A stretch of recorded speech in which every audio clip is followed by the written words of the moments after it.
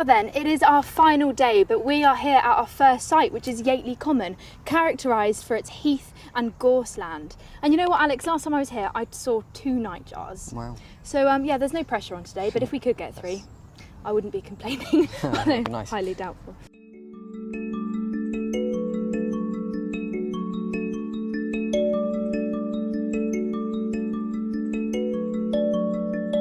So after talking to Megan, I'm now here joined with Jean.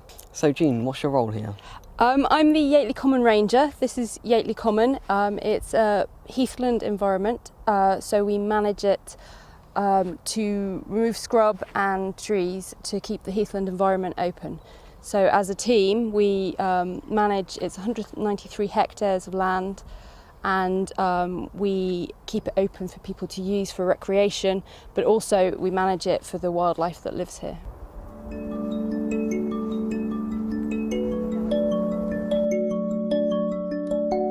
Alison, here we are, back in the meadow. It's looking very different now than it did when we visited in spring. It's splendid. Thank you very much. I think it's splendid as well. I've been speaking to a man about spiders, and he's come up with species that I haven't seen before. Is that right? Yeah, very much so. I mean, again, it's that level of expertise. You know, he's down there. He's very familiar with these species. A great asset to not just yourselves, but conservation generally, these people. Oh, indeed, yes. And it's lovely to be able to invite them all to come together.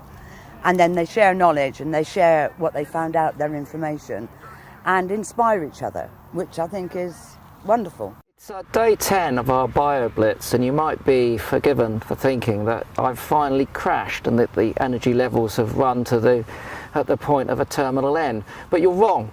What I'm demonstrating here is what I call meadow bathing. I'm doing a bit of meadow bathing.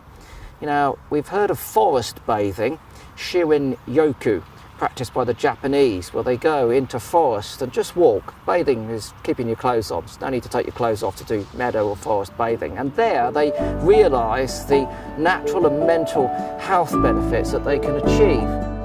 Pete, Martin Down is special with a capital S. It certainly is. It's a slice of old England, as you've said in the past. I mean, it's a bit like Wessex. You almost imagine Thomas Hardy's Tess strolling across this landscape. And there's not much of it left. You know, it's a big site, 1,000 acres, which in the context of most nature reserves is very big. But when you see it in this landscape, surrounded by arable deserts really in every direction, it's an arc, a tiny little arc, which has many of the species that we used to have in the farm landscape. So Adrian, you've been doing some interesting techniques to really gather the data for your Bioblitz. Been electric fishing? Yeah, we've been using several different methods today, mainly because it's so hot. We've been trying to cause the least stress as possible for the fish. So a lot of the work we've been just visually observing as many fish as we can. We've got some drop-down cameras, some GoPros in the river as well, recording things. But yeah, behind me, the beeping you can hear is electric fishing. So this uses a battery-powered backpack. And it puts out an electric field into the river, which just stuns the fish in the immediate area. So it forces them to swim towards the anode, which is the probe that my colleague's got there. And then they turn over, you net them out quickly, and they recover instantaneously. But that means we can get them in a bucket and then have a look and see what species we've got and measure them. Yeah.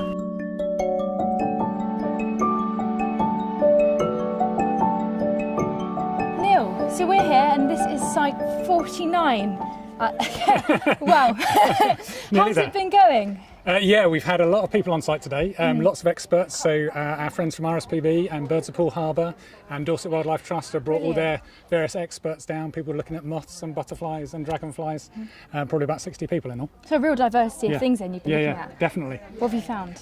Well, I haven't looked at the list yet, other than knowing that the garden bit here is over 150 different plant species. 100, that's brilliant. And this is more like an allotment, isn't it? Yeah, so this particular area is a kind of a market garden that we run for people with learning disability and mental health issues as a place to bond together over nature.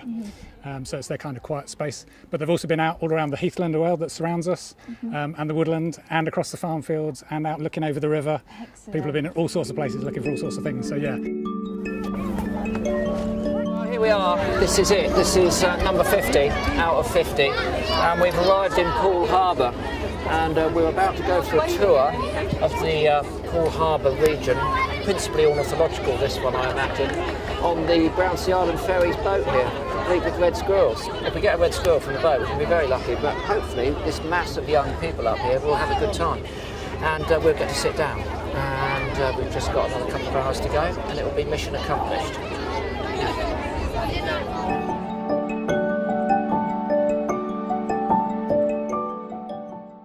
Alongside that lagoon, they're on that little point, and they know it would be difficult for anything like a fox to come in and grab one and have a midnight snack. So that's why they're out on that little part of the water